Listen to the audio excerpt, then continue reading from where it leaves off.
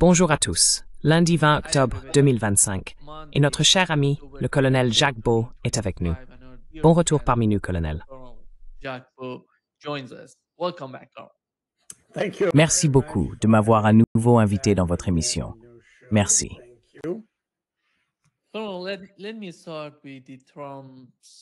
Colonel, permettez-moi de commencer par le soi-disant plan de paix de Trump et par ce qui s'est passé hier, l'attaque israélienne, plus de 120 frappes aériennes sur Gaza. Jusqu'à présent, nous avons appris que plus de 40 Palestiniens ont été tués lors de ces attaques. Laissez-moi poser une question simple, la même que j'ai posée à notre public. Peut-on contraindre Israël à faire la paix par le droit international? Est-ce possible? Avant d'en venir à votre réponse, voici ce que nous avons appris d'un ancien membre du Mossad et de l'armée israélienne. Il a partagé son point de vue sur le soi-disant plan de paix. Voici ce qu'il a dit sur la manière dont Israël le perçoit.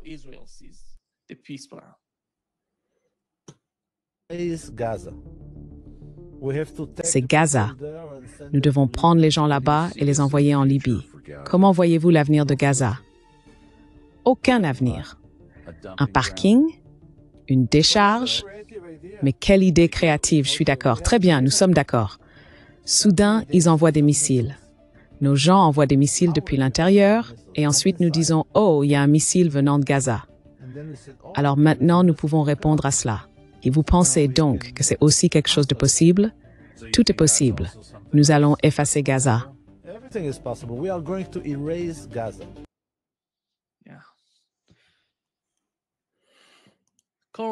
Colonel, je pense que vous êtes la personne la mieux placée pour expliquer comment le droit international pourrait nous aider à aller dans cette direction.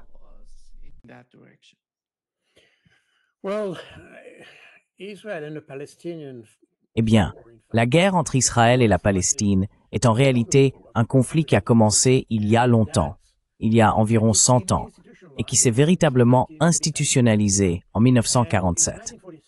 En 1947, nous avons vu apparaître ce que nous appelons le droit international moderne, dont l'ONU constitue une partie fondamentale. Les relations internationales se sont alors fondées sur ce nouveau cadre entre les nations après la Seconde Guerre mondiale. Depuis 1947, lorsque la résolution 181 de l'Assemblée générale a ouvert la possibilité d'avoir un ou deux États en Palestine, nous vivons cette guerre et ce débat permanent. En fait, il existe des centaines d'exemples. Dans un livre qui se trouve derrière moi, malheureusement c'est la version française, bien qu'il existe aussi en anglais, j'ai répertorié toutes les résolutions qui ont condamné Israël pour violation du droit international.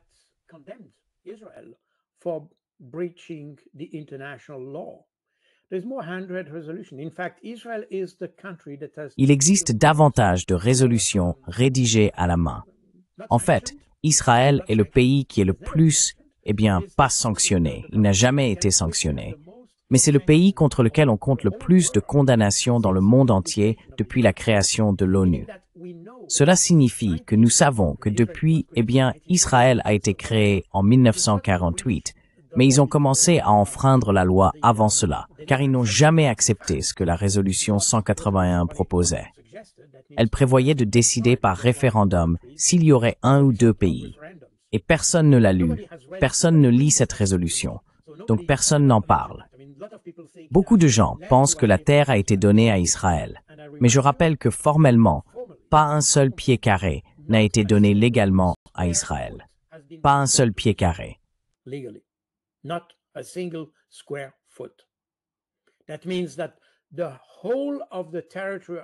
Cela signifie que l'ensemble du territoire d'Israël, quelle que soit la manière dont on en définit les frontières, que l'on considère ou non les territoires palestiniens occupés comme israéliens, n'a pas été acquis légalement, pas même un seul pied carré. En 1949, lorsque Israël a demandé à adhérer aux Nations Unies, il a été tenu de faire une déclaration affirmant qu'il respecterait le droit international, c'est-à-dire les règles de l'ONU et le droit international, comme condition pour rester membre de l'ONU. Depuis lors, comme je viens de le dire, plus d'une centaine de résolutions ont condamné Israël pour ne pas avoir appliqué le droit international et pour l'avoir violé. Et je ne parle même pas du nombre de victimes résultant de ces violations.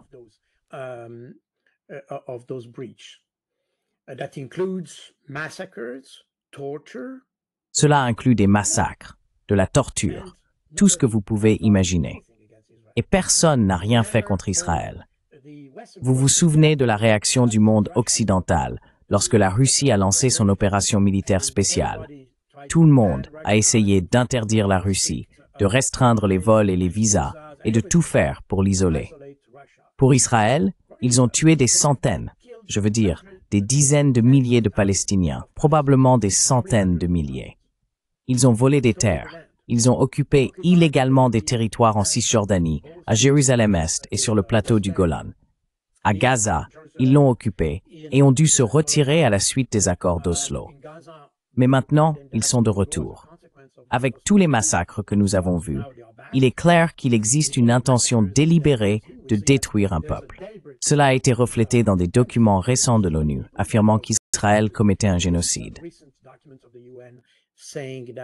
Israel was committing a genocide. But beyond this, merely from a military point of view, Mais au-delà de cela, simplement d'un point de vue militaire, si vous décidez de tuer un dirigeant palestinien en utilisant une bombe d'une tonne, cela signifie essentiellement que vous savez qu'il y aura d'énormes dommages collatéraux. C'est un massacre. Et vous espérez simplement que le dirigeant du mouvement palestinien fera partie des victimes ou des morts. Autrement dit, nous sommes bien au-delà des dommages collatéraux. Et de manière surprenante, ou peut-être pas tant que ça, personne n'a rien fait. Nous avons même des pays comme la Suisse, dans une certaine mesure. Et oui, la France, l'Allemagne, le Royaume-Uni et les États-Unis, évidemment, qui continuent de soutenir Israël et même de leur fournir des armes et des munitions.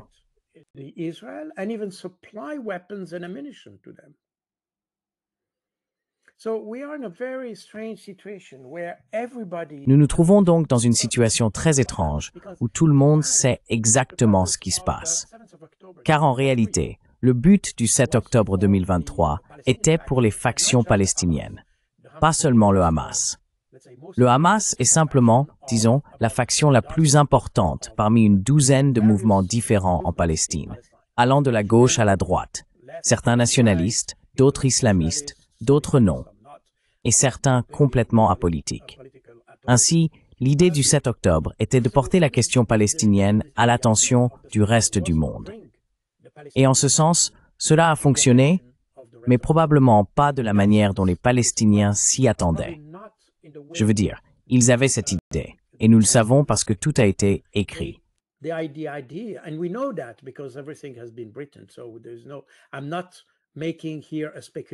Donc il n'y a pas de « je ne fais pas de spéculation ici ».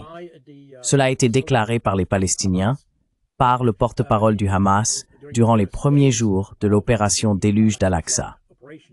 Nous savons donc que l'idée était, à travers cette action spectaculaire, de montrer au monde que la résistance palestinienne était toujours active, qu'elle pouvait accomplir quelque chose.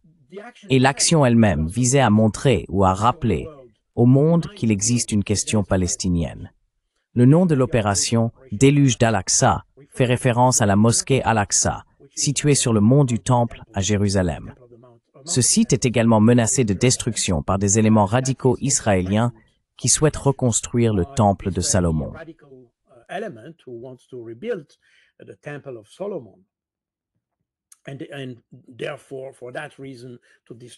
Et donc, pour cette raison, détruire la mosquée.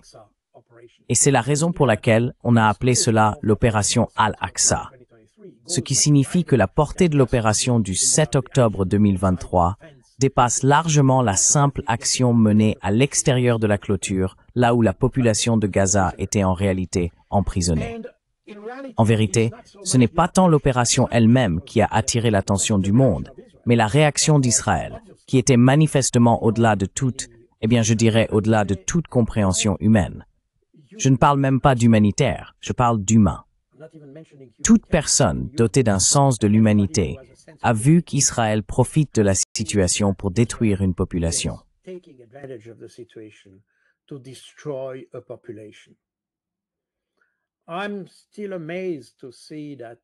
Je reste stupéfait de voir que la Cour internationale de justice, dont la responsabilité, compte tenu de la plainte déposée par l'Afrique du Sud, était d'examiner si Israël viole la Convention pour la prévention du génocide.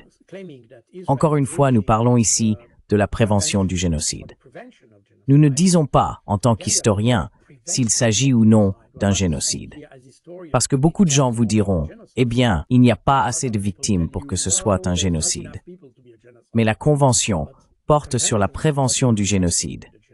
Ce qui signifie que l'idée même, techniquement, c'est plus compliqué à mettre en œuvre. Mais techniquement, même la première victime d'un génocide devrait être empêchée.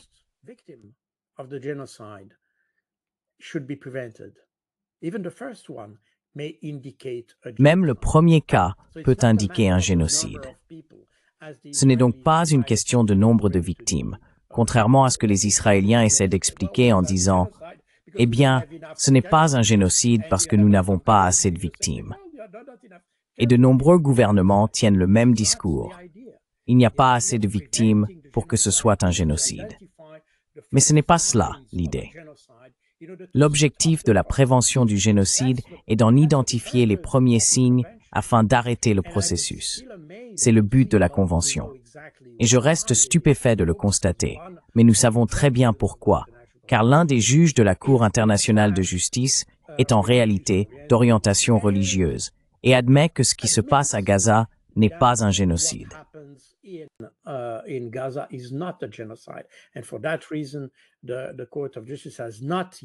pour cette raison, la Cour de justice n'a pas encore décidé que cela pourrait devenir un génocide, parce que c'est bien là le point.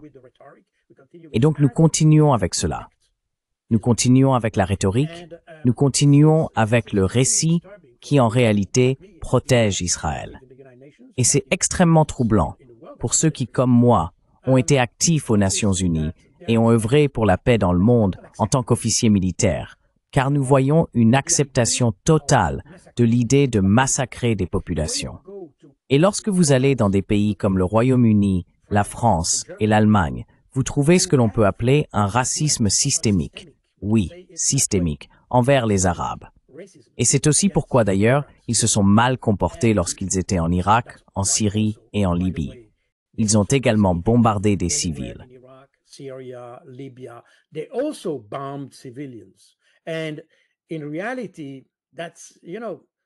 Et en réalité, vous savez, ils ne font que rendre l'appareil à Netanyahou. Parce que lorsque vous critiquez Netanyahou et que vous dites « Eh bien, vous massacrez des civils », Netanyahou répond « Eh bien, vous avez fait exactement la même chose en Irak, en Syrie, en Libye et en Afghanistan. » Vous voyez? Cela signifie donc que le mauvais comportement devient une excuse pour mal se comporter. Et c'est exactement ce que l'on observe avec les puissances occidentales. Et bien sûr, cela ne mentionne même pas, je dirais, le soutien scandaleux des États-Unis à tout ce qui se passe en Israël. Un soutien dicté davantage par des considérations politiques intérieures que par les valeurs que nous sommes censés protéger et défendre. Par conséquent, nous avons une sorte d'Occident corrompu qui soutient désormais Israël.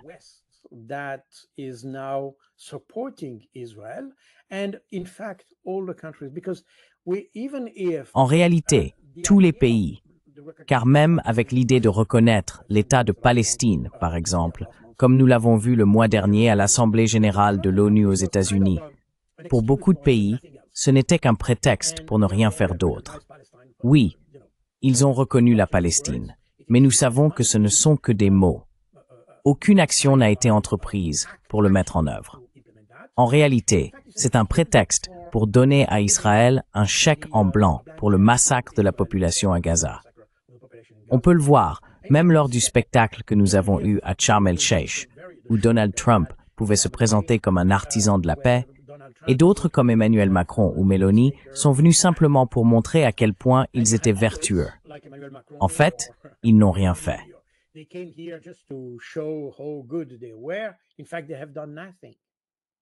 Ils étaient en arrière-plan.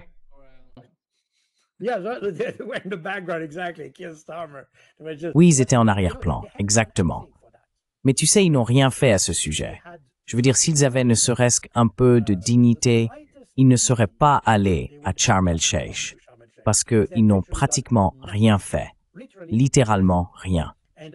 Et encore une fois, la reconnaissance de l'État de Palestine n'a absolument aucun effet.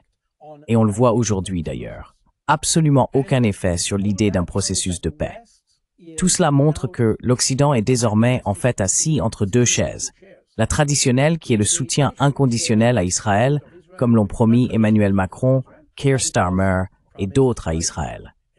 Donc ce soutien inconditionnel est bien là.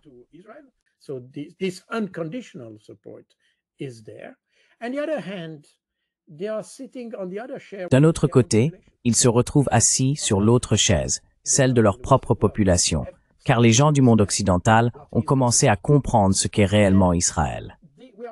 Nous arrivons à un point où ce conflit, où la manière dont Israël a réagi le 7 octobre, a jeté une lumière très particulière non seulement sur Israël, mais aussi sur la communauté juive dans son ensemble.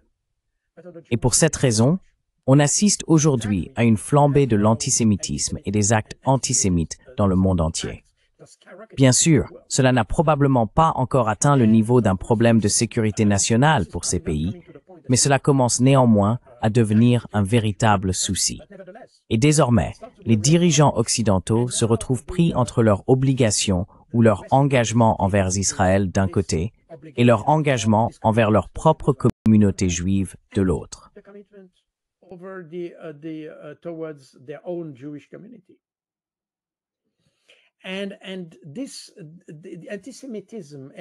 Et cet antisémitisme, eh bien, je pense qu'aujourd'hui, on ne peut plus vraiment parler d'antisémitisme, car c'est là l'effet étrange et asymétrique de ce conflit.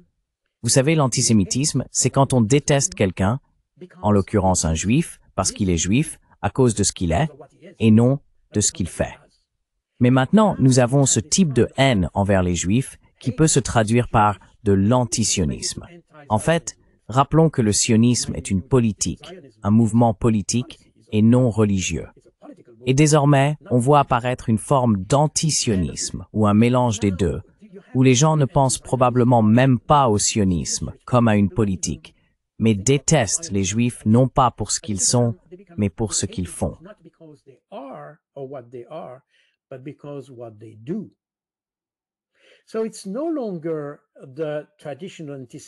Ce n'est donc plus l'antisémitisme traditionnel que nous connaissions autrefois.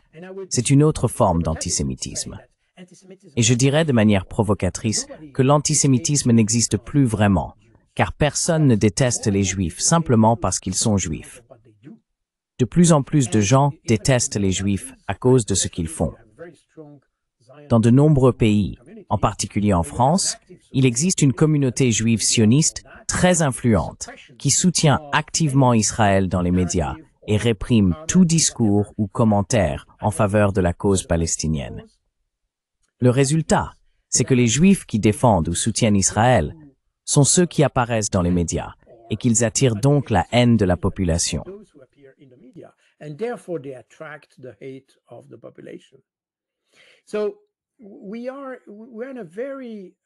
Nous nous trouvons donc dans une situation très étrange où le monde occidental, qui voulait, après la Seconde Guerre mondiale, éliminer ce qui fut l'une des grandes tragédies de la guerre, à savoir ce qui est arrivé aux Juifs, est désormais allé à l'extrême opposé. Le tribunal de Nuremberg, les procès de Nuremberg et tout ce qui s'y rattache visaient à garantir la justice. Mais aujourd'hui, on a tendance à surprotéger les Juifs, même lorsqu'ils se comportent mal, au point qu'ils finissent par être à nouveau détestés. Nous avons donc créé une sorte de situation symétrique où, en voulant protéger quelqu'un, nous avons engendré les conditions pour que cette personne soit de nouveau haïe. Et c'est une situation très particulière que nous avons provoquée. Nous avons créé cette haine, et cette haine va perdurer, elle va même croître, car elle est inscrite dans le logiciel de toutes les sociétés.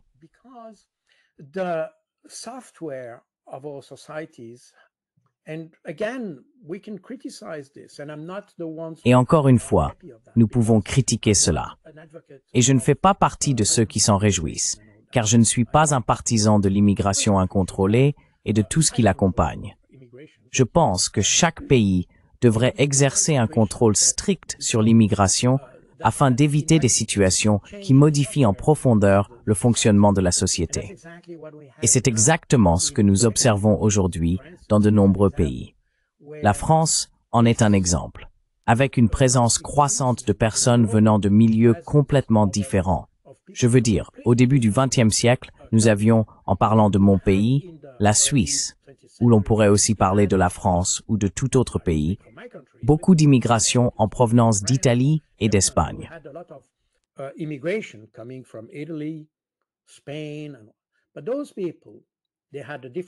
Mais ces personnes avaient une langue différente et évidemment un contexte culturel différent, mais elles partageaient la même religion. Il y avait donc des points communs. Les valeurs étaient les mêmes, le comportement était plus ou moins le même. Nous avions beaucoup en commun malgré les différences linguistiques. Par conséquent, les sociétés d'Europe du Nord pouvaient absorber cette immigration du début du XXe siècle, surtout après la Seconde Guerre mondiale. D'ailleurs, il y avait beaucoup d'Italiens qui cherchaient du travail et venaient en France, en Italie, en Suisse, en Allemagne, etc. Mais nous pouvions les intégrer parce qu'ils avaient une culture similaire.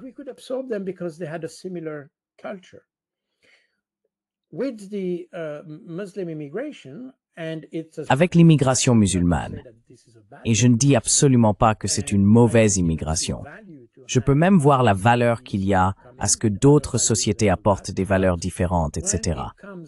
Mais lorsque cela se produit de manière incontrôlée et massive, sans laisser à la société le temps de s'adapter, on crée une situation susceptible de générer des conflits. Et c'est ce que nous avons en France, par exemple. Ce qui est intéressant, c'est que lorsqu'on ajoute cette question sociétale de l'immigration incontrôlée, et les Français n'ont jamais vraiment su gérer l'immigration, c'est fascinant à observer. Nous avons tendance à associer la lutte contre l'immigration à l'extrême droite. Et au début des années 1980, c'était effectivement l'extrême droite qui s'opposait à cette immigration, c'est-à-dire à l'immigration d'Afrique du Nord.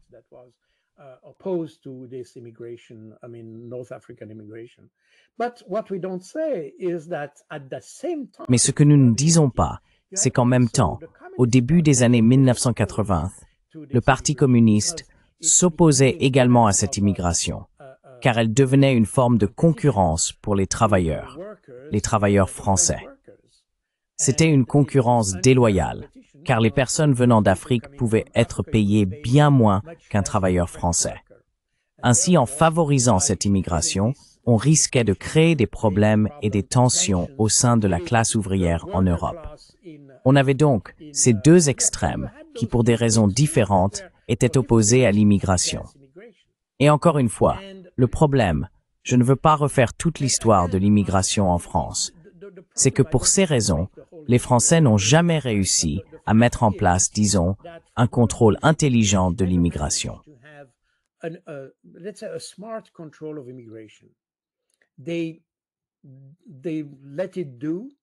Ils ont laissé faire. Et à un moment donné, ils se sont rendus compte qu'il y avait des immigrés et qu'il existait une seconde société au sein de la société française. Le problème avec cela, au-delà de la question de l'immigration elle-même, c'est que lorsqu'il s'agit d'Israël, eh bien, l'état d'esprit de la société a changé. Il y a 4-20 ans, si l'on prend la France comme exemple, on avait une approche plus catholique, ou disons chrétienne d'Israël. C'était pas vraiment conflictuel, car il existait cette idée qu'il fallait soutenir une population qui avait souffert pendant la Seconde Guerre mondiale. Les Français eux-mêmes avaient souffert de l'occupation.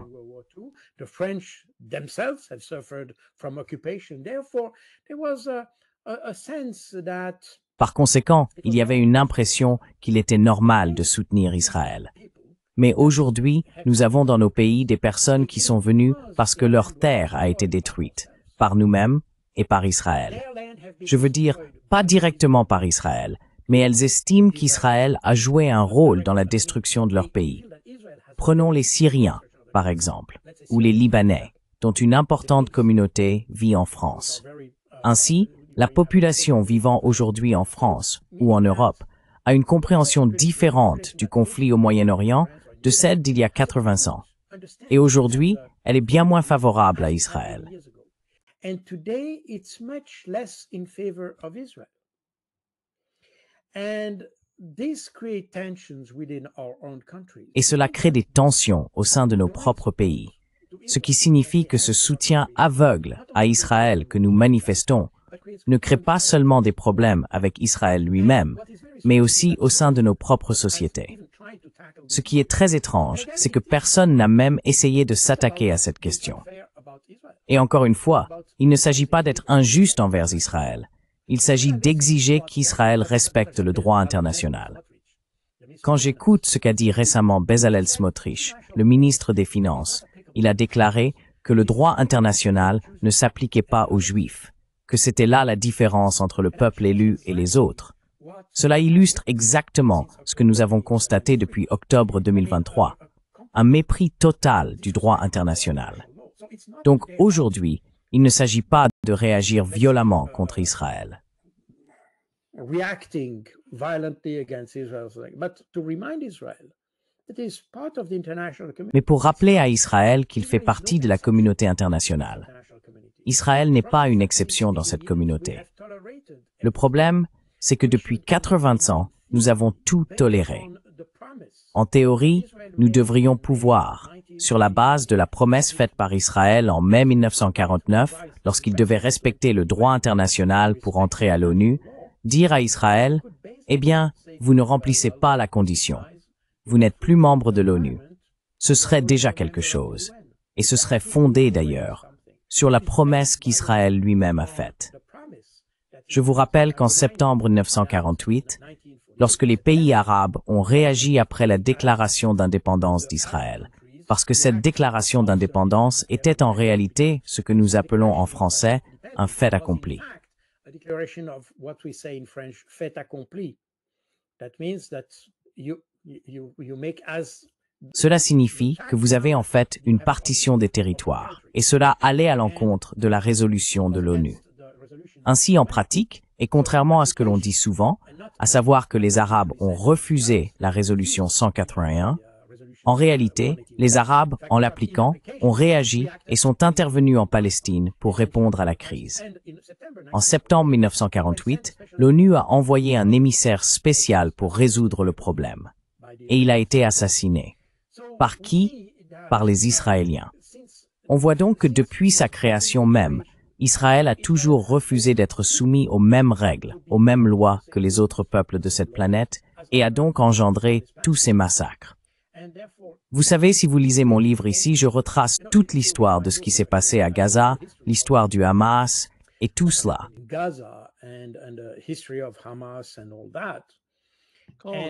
Le livre a été traduit en anglais, non? C'est traduit en anglais, oui, absolument.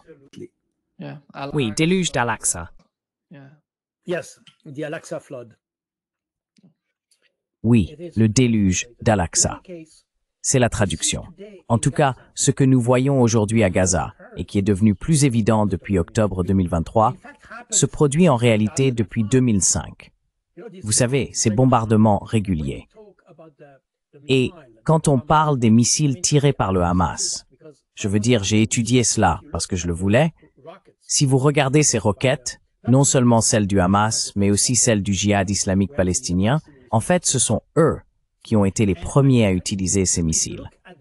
Et si vous examinez les victimes causées par ces roquettes, elles sont extrêmement peu nombreuses. Pratiquement aucune. Lorsque j'ai écrit mon premier livre sur la guerre asymétrique, sur 10 ou 15 ans, il n'y avait eu que 4 victimes, presque rien. Alors je me suis demandé, pour quelles raisons les Palestiniens tirent-ils ou lancent-ils ces roquettes?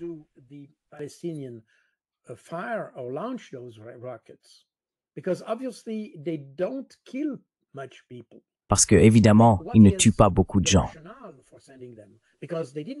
Alors, quelle est la raison de les envoyer?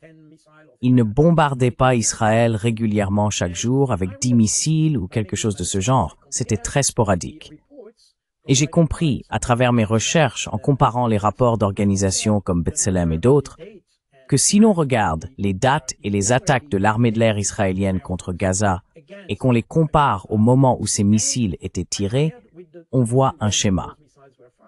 Les missiles que nous prenons généralement comme exemple pour qualifier le Hamas d'organisation terroriste étaient en réalité systématiquement des réponses aux bombardements menés par Israël. Alors, je me suis posé la même question à propos d'Israël. Pourquoi Israël bombarde-t-il les Palestiniens à Gaza de manière sporadique? The Palestinians in Gaza.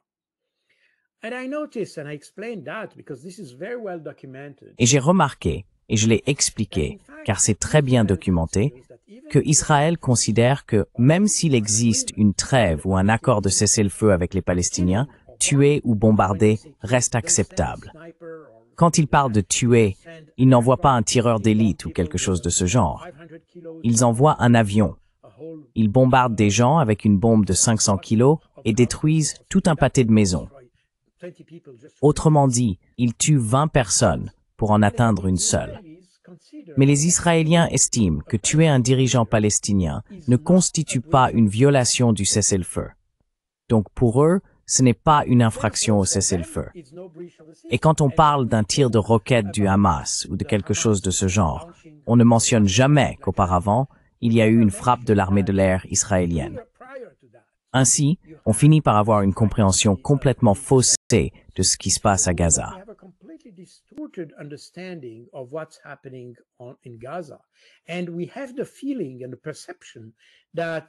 Et nous avons l'impression, la perception, que le Hamas bombarde Israël de manière sporadique et aléatoire, simplement pour tuer des gens. Mais ce n'est certainement pas le cas. Si nous analysons les faits, nous pouvons constater que tout ce que fait le Hamas est une réaction à quelque chose. Et une réaction à quelque chose correspond à la définition d'un mouvement de résistance. C'est un mouvement qui résiste. Et je vous rappelle que la résolution 45-130 de décembre 1990 légitime d'abord la résistance palestinienne, en affirmant que la résistance palestinienne est légitime, premier point, et ensuite que cette résistance est même légitime par tous les moyens, y compris la force armée. C'est pourquoi, dans l'accord de cessez-le-feu récent, le Hamas n'a même pas commencé à dire qu'il se désarmerait.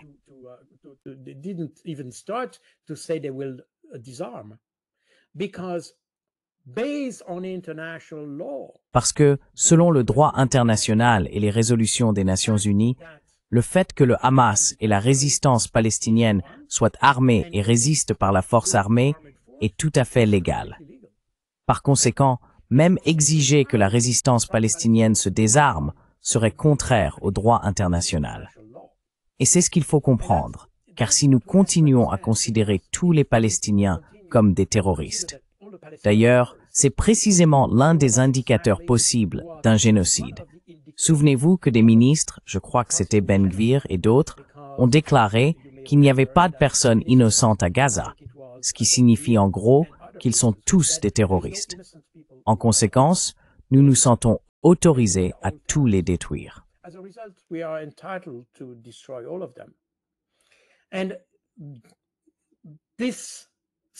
Et ce simple fait devrait déjà suffire à me pousser à évaluer la plausibilité d'un génocide et à prendre des mesures pour le prévenir. Mais comme l'Occident ne veut pas aborder cette question, parce qu'il veut protéger Israël à tout prix, nous ne faisons rien et nous continuerons ainsi. On peut avoir des gens comme Macron. Ils font du bruit, mais ils ne feront rien. Et c'est là que réside notre inquiétude. Cela explique aussi, vous avez parlé d'un accord de paix, et je comprends que c'est ainsi que la communauté internationale et surtout Donald Trump le qualifient. Mais en réalité, ce n'est pas un accord de paix, c'est un accord de cessez-le-feu. Et ce qui se passe à Gaza illustre exactement ce que les Russes ne veulent pas voir en Ukraine.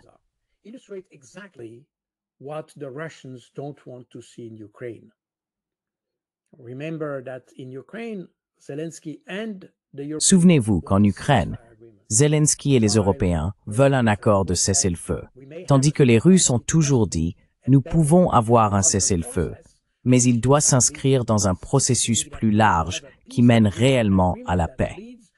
Autrement dit, nous avons besoin d'un accord de paix, un accord qui ouvre la voie à des négociations pour une situation durable et stable permettant un cessez-le-feu. Ce n'est pas là le problème. Mais un cessez-le-feu ne flotte pas dans le vide. Il est lié à un processus plus vaste, codifié, signé et accepté par les deux parties. Et si vous vous souvenez de ce que les Russes ont présenté en juin de cette année à la délégation ukrainienne à Istanbul, c'était en réalité tout un processus qui devait conduire, depuis le début des négociations, jusqu'à la paix. The start of a negotiation to a peace. And within that process, it's very detailed in the Et dans ce processus, il est très détaillé dans le document fourni par la délégation russe, il y a un cessez-le-feu dont les modalités sont expliquées avec une grande précision, précisément pour éviter ce que nous voyons aujourd'hui à Gaza. Le problème, c'est qu'à Gaza, Trump voulait un traité ou un accord très tape à l'œil afin de pouvoir faire son spectacle à Sharm el-Sheikh. Mais ils n'y ont jamais vraiment impliqué le Hamas. Autrement dit, si l'on veut un accord durable et soutenable, il faut les deux parties. Comme je l'ai souvent dit, la paix est un processus qui commence en soi.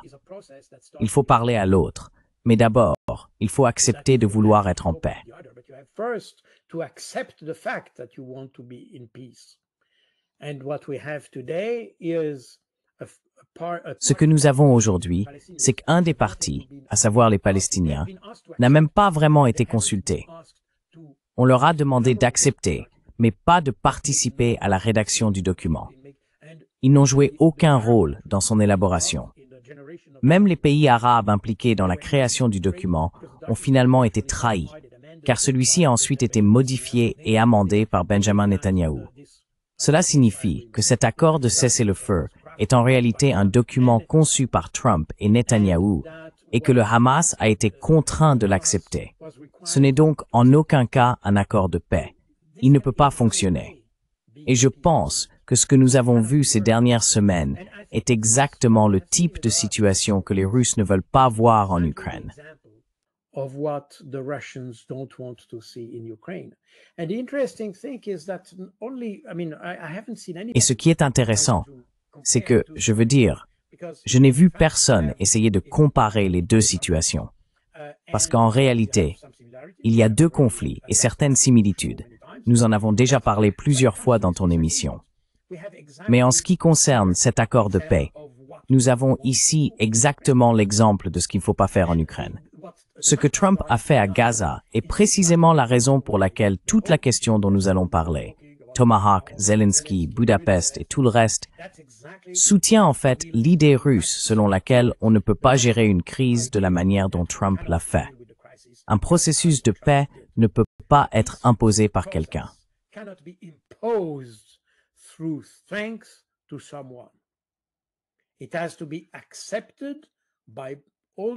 Cela doit être accepté par toutes les parties. Cela doit être intériorisé. Je ne sais pas si c'est le bon mot en anglais, mais en tout cas, cela doit venir de soi-même. Il faut accepter de faire la paix.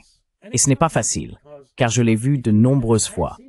J'ai participé à de nombreux efforts de médiation, surtout en Afrique, où, pour une raison ou une autre, les gens veulent se battre parce qu'ils estiment avoir une bonne raison de le faire. Et la première étape avec toutes ces personnes n'est pas de les convaincre que l'autre camp a raison. La première étape consiste à les convaincre que la paix est meilleure pour eux, qu'ils doivent accepter, au fond d'eux-mêmes, l'idée d'être en paix, et que la paix est le meilleur choix.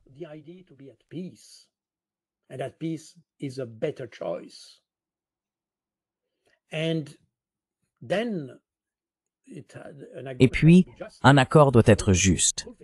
Il doit également satisfaire à ce critère de justice. Car si vous pensez que vous vous battez pour une cause juste, vous ne pouvez pas simplement accepter la loi du plus fort sous prétexte que vous êtes faible. Il doit donc y avoir un élément de justice en jeu. Et c'est là tout le travail de la médiation. Comprendre et faire apparaître cette justice dans l'accord afin que celui-ci devienne acceptable pour les deux parties. Et nous retrouvons ici le problème en Israël. Car si un pays ou une culture décide dès le départ que les autres n'ont droit à rien parce qu'ils ne sont pas les élus, il devient extrêmement difficile d'expliquer ce qui est juste et ce qui ne l'est pas.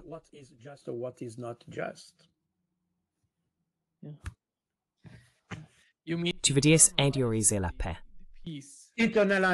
Intérioriser exactement. Oui, merci beaucoup. Parfois les mots viennent et parfois non. Intérioriser, absolument. Absolutely. Thank you very much. No, no, absolutely. Cela m'arrive aussi, car lorsque je parle en portugais et que je passe à l'anglais, cela se produit. Colonel, nous savons qu'il y a eu une rencontre entre Donald Trump et Zelensky, au cours de laquelle, comme l'a rapporté le Financial Times, Trump a exhorté Zelensky à accepter les conditions de Poutine ou à être détruit par la Russie. Mais cette fois, après l'appel téléphonique entre les deux présidents, Poutine et Trump, on ne voit pas le même genre de panique que la dernière fois parmi les dirigeants européens.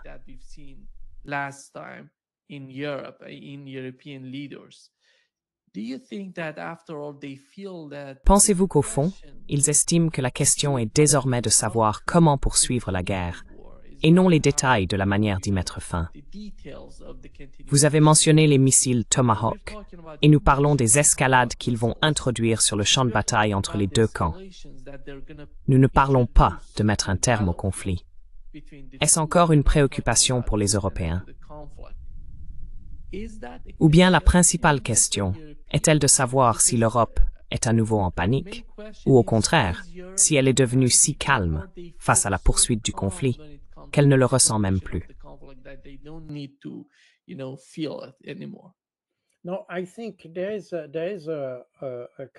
Non, je pense qu'il y a une sorte de panique qui persiste. Je veux dire, elle est probablement moins apparente qu'elle ne l'était après la réunion d'Anchorage, mais elle existe. On peut aussi voir que Zelensky est en panique. Je n'ai pas suivi tous les détails de ce qui se passe sur le terrain hier ou avant-hier, mais apparemment les Russes ont effectué un débarquement sur la rive ouest du fleuve Dniepr et ont atteint la ville de Kherson. Cela signifie que les Russes pourraient avoir une tête de pont là-bas pour avancer dans la partie ouest de la zone du Dniepr. Peut-être même atteindre Odessa, je ne sais pas. Maybe reach Odessa, or I don't know. In any case, this shows that some. En tout cas, cela montre que l'Ukraine se trouve de plus en plus dans une position critique, et Zelensky en est conscient. Fait intéressant, même sa demande d'obtenir des Tomahawks n'avait pas pour but de remporter une quelconque victoire. Si l'on lit attentivement ce qui s'est passé à la fin du mois de septembre, lorsque Zelensky a demandé des Tomahawks à Trump, ce n'était pas pour gagner la guerre, mais pour faire pression sur Poutine afin d'aboutir à un accord de paix. Bien sûr, ce que Zelensky veut et ce que les Européens veulent, c'est un accord à leurs conditions. Et c'est évidemment la réalité sur le terrain.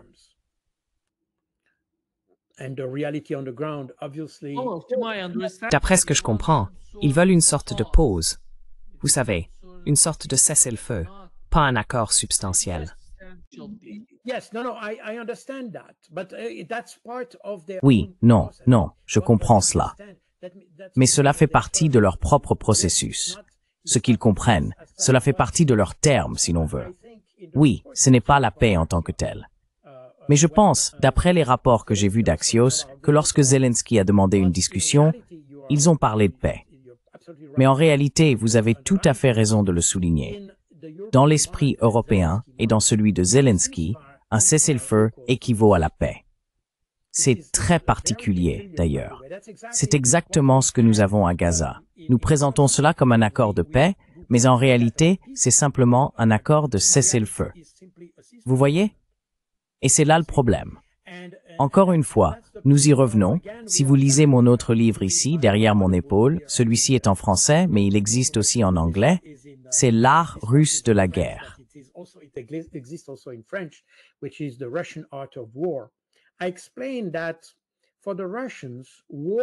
J'explique que, pour les Russes, la guerre et la paix sont comprises de manière holistique. Je veux dire que la guerre n'est pas seulement ce qui se passe sur le champ de bataille. La guerre est une activité complexe qui s'inscrit dans une idée plus large. Vous vous souvenez de Clausewitz? Tout le monde sait que la guerre est la continuation de la politique par d'autres moyens. Et cela illustre exactement la position russe. Cela s'applique à la guerre. Et cela s'applique à la paix. Si vous regardez par exemple ce que les Russes ont essayé d'accomplir, La raison pour laquelle ils sont entrés en Ukraine en février 2022, c'était en réalité pour faire appliquer les accords de Minsk. Car encore une fois, il s'agit de politique, des accords de Minsk, que l'on est censé mettre en œuvre.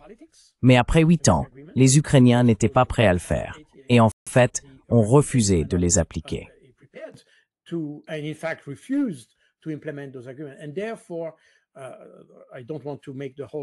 Et donc, je ne veux pas revenir sur toute l'histoire, mais j'explique cela dans mes livres.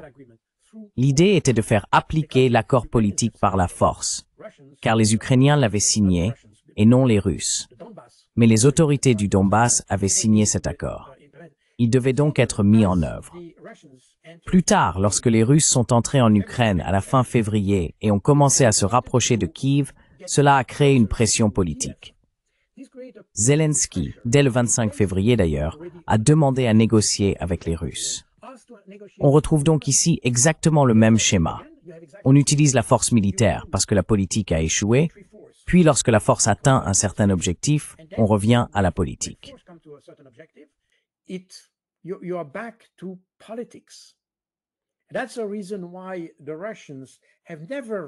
C'est la raison pour laquelle les Russes n'ont jamais refusé de négocier, parce que cela fait partie du processus. Vous avez un accord, il ne fonctionne pas, d'accord. Alors les conditions changent et tout cela, et vous êtes contraint d'aller à la guerre. Mais ensuite, la guerre conduit à une situation où il est probablement préférable de négocier. Et c'est exactement ce qui s'est passé à la fin de février 2022. Puis, après que les Européens ont court-circuité cela, les négociations ont repris à la mi-mars 2022. Là encore, les Européens ont fait échouer toute la tentative ukrainienne. Et il y a eu une troisième tentative en août 2022. En tout cas, c'est cette manière de jouer sur les deux tableaux, le militaire, la politique de défense et la politique étrangère, en alternant afin d'obtenir le succès.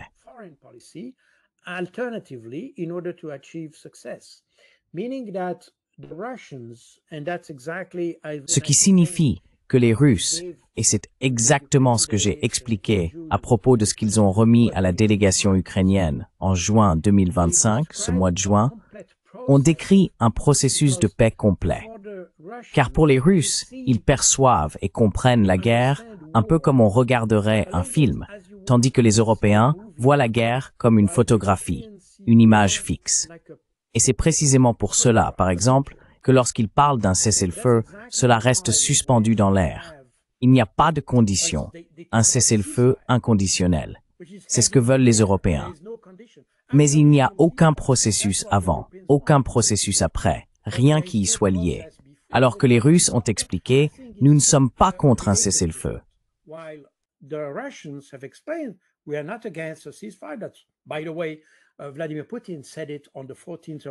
D'ailleurs, Vladimir Poutine l'a déclaré le 14 juin 2024. Il a expliqué qu'il était prêt à un cessez-le-feu, mais dans le cadre d'une négociation qui commencerait par l'abandon, par l'Ukraine, de l'idée de rejoindre l'OTAN, et par la cession des territoires de Kherson, Zaporijjie-Donetsk et Luhansk.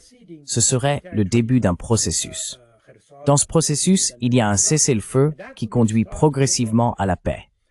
Ainsi, les Russes ont une approche axée sur le processus, tandis que lorsqu'il s'agit de conflits, et je pourrais même dire de politique en général en Europe aujourd'hui, on ne raisonne pas en termes de processus. On ne voit que des actions isolées, complètement déconnectées les unes des autres.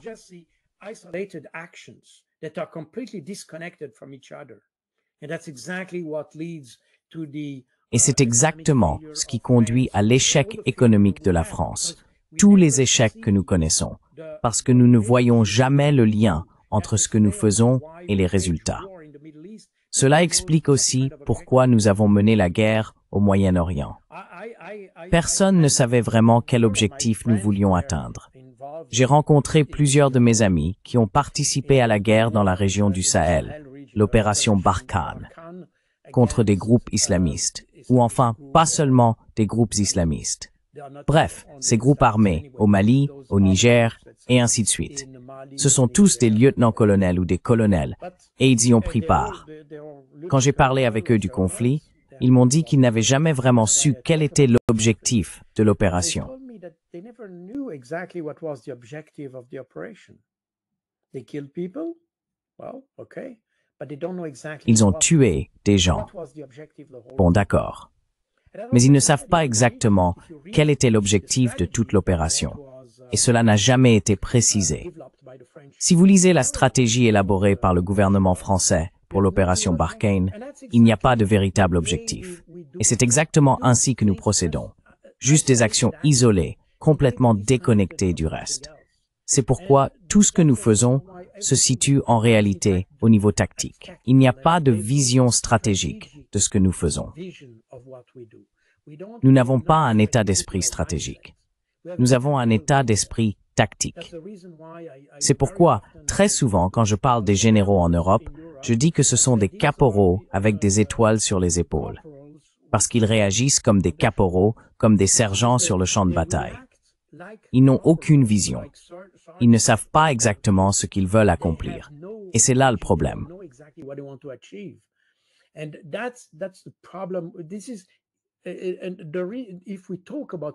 Si nous parlons d'une guerre possible en Europe, par exemple, nous pouvons avoir le meilleur char du monde, le meilleur avion du monde, tout ce que vous voulez, cyber, technologie, peu importe. Le problème, c'est que les Russes seront supérieurs parce qu'ils pensent de manière stratégique. Ils ont une vision de ce qu'ils veulent accomplir. Ils connaissent leurs objectifs et ils ont une méthode pour les atteindre. Et c'est exactement pour cela qu'ils ont réussi en Ukraine. Ils ont commencé avec une force bien plus petite que l'armée ukrainienne, en février 2022, en fait. En plus de cela, non seulement ils disposaient d'un contingent très réduit en Ukraine, mais ils avaient aussi les armées des républiques de Lugansk et de Donetsk, qui étaient des milices n'ayant pas la même formation que l'armée russe, donc encore plus faibles que les Russes. Autrement dit, ils ont commencé cette guerre avec très peu de ressources. Et, malgré, ils ont obtenu des succès.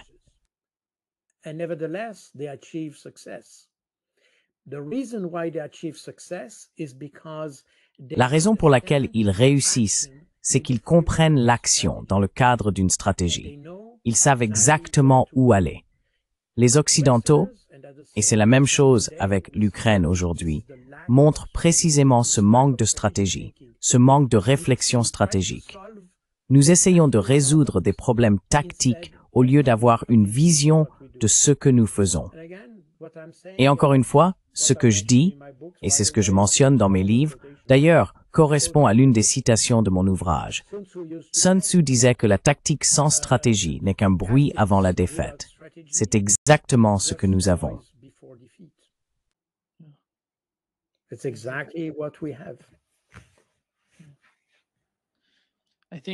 Je pense que la stratégie du côté des Européens consiste à savoir comment se vaincre soi-même, sans se rendre compte qu'on se vainque soi-même.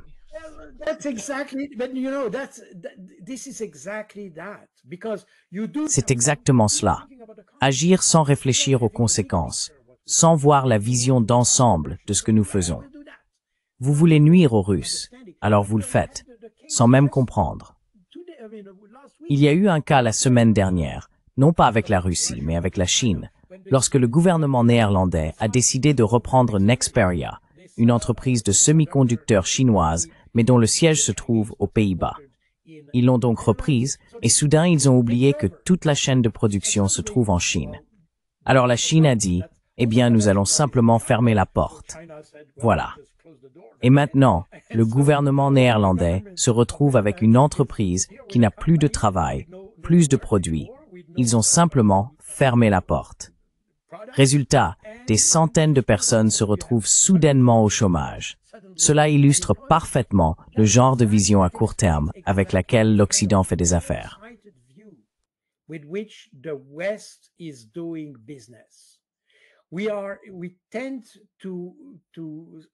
Nous avons tendance à ne regarder que l'apparence des choses, sans comprendre ce qui se cache en dessous. Il y a un dicton allemand, mehr sein als Schein, être plus qu'il n'y paraît. Cela signifie que nous devrions avoir des qualités intrinsèques. Ce n'est pas ce que l'on montre qui compte, mais ce que l'on est. Mais nous faisons exactement le contraire. Tout tourne autour de l'apparence, du spectacle. Nous voulons montrer que nous n'aimons pas les Russes. Alors nous imposons des sanctions et tout le reste. Et soudain, nous réalisons que nous sommes les premiers à être victimes de ces mesures. Je veux dire, parlons de Nord Stream, ou de tout ce que nous avons vu au cours des 30 dernières années avec toutes les guerres que nous avons menées. C'est exactement la même chose.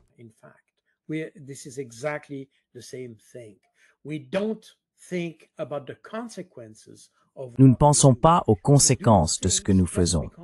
Nous agissons simplement parce que nous avons l'impression que nous devons le faire. Souvenez-vous, c'était le 12 septembre 2001, lorsque les États-Unis voulaient réagir aux attentats terroristes du 11 septembre.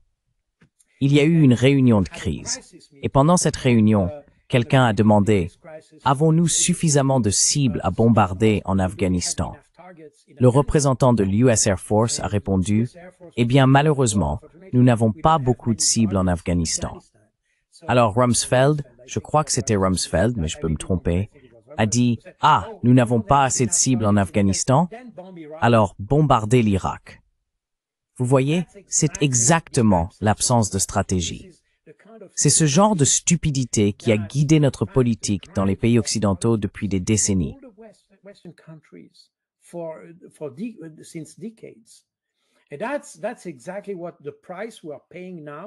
Et c'est exactement le prix que nous payons aujourd'hui.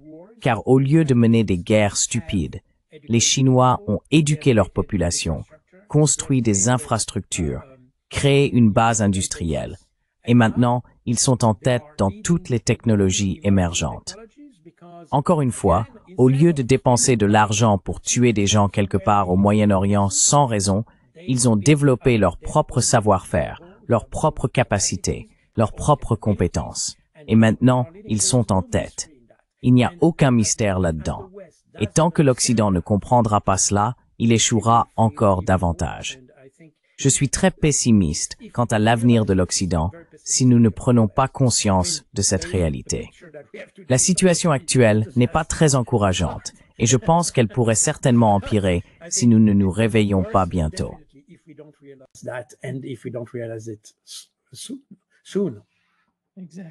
Exactement, exactement. Merci beaucoup, Carl. Un grand plaisir, comme toujours. Ce fut un plaisir. Merci beaucoup de m'avoir invité. Merci.